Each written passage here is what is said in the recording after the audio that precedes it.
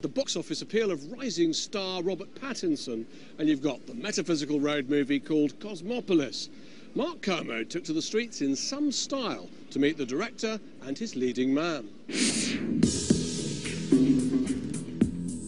Once dubbed the cinema of extreme, David Cronenberg's films span the heartbreaking body horror of The Fly. You've got to get some help. I think you must be sick.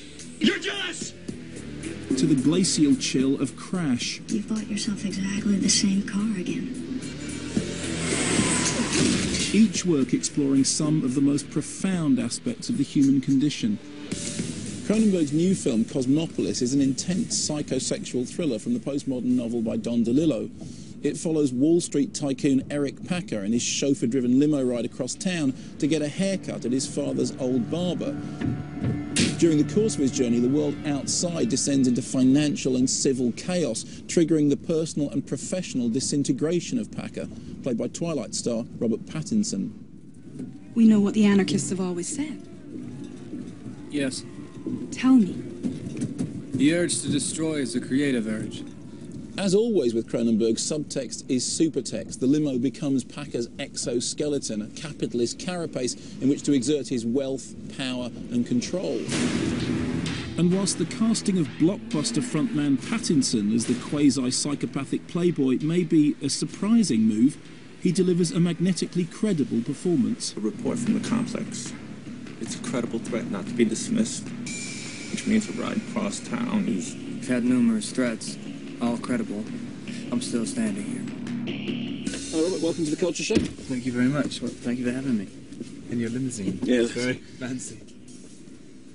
You said that you were worried about, being overexposed and typecast. I mean, the interesting thing about this character is there is an element of vampirism about him. When I watch this, I think it's like a science fiction movie. It is like a horror. It has all those elements in it. Yeah, it's like a ghost story. Like, I mean, that's kind of what I thought about. Everybody's dead in it. Like, everyone's dead. The whole world's dead. The vampire aspect of it, I don't think, because he's not trying to take anything from the world. He's trying to create a new world. He's trying to create a new reality, which is the opposite of being a parasite. You look gorgeous today. Yeah. For someone who's 41 and finally understands what a problem is. What's that? Life is too contemporary.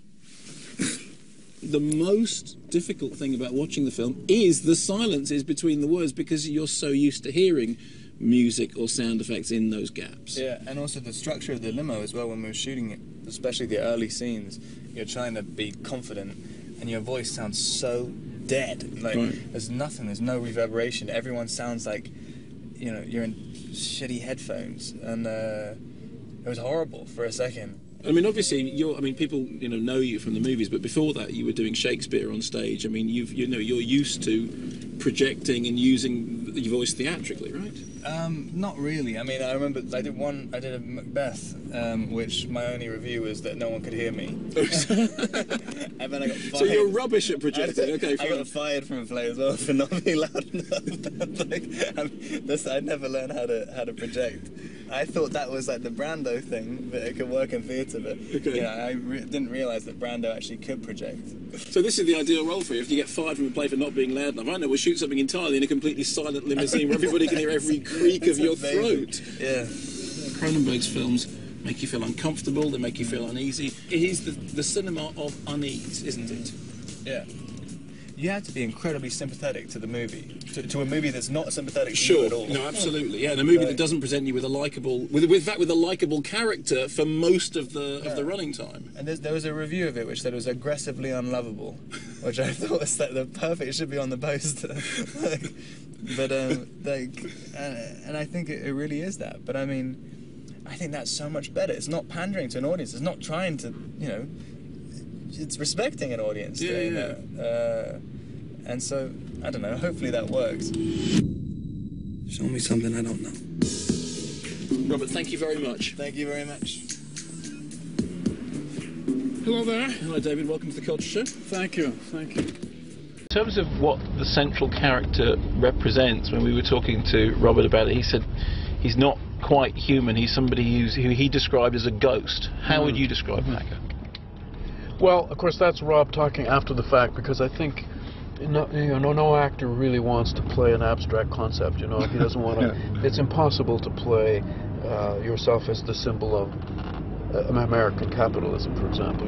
An actor would freak out if you said you're playing the symbol, because actors have to use their bodies, they have to use the reality of the other character and the reality of the dialogue. So I think he's a real, he's a real person. The line which stayed with me most from the film is, money losing its narrative and money is now talking to itself. Yes. And I don't think I understood what it meant at the time, but it stayed in my head. These guys are making money by making money and producing money, and that's it. It's all a kind of a closed circle. There's nothing else going on. There's no escape from the money circle, and that's in a sense money talking to itself. I think that's the way I interpret it. You've dealt previously with the idea of cars. I mean, both in Fast Company and most famously Crash. Tell me about that, the philosophical idea of what the car means to you. And I know you're a car enthusiast. I am a car enthusiast, but this movie is not a car enthusiast movie, because the car isn't really even a car. I mean, technically it's a spaceship, but it is a spaceship. It is also a prison. It's a coffin, and it's a seat of power, and it makes his limo spaceship, but a kind of a vacuum tube. There's no air in it. Yeah. And he lives this sort of bubble life that begins to suffocate him and frustrate him to the point that he wants to escape from the life that he's created. Where's your car? We can't seem to find it. David, thank you very much. Thank you. Thank you for the wild ride. And Cosmopolis is in cinemas now.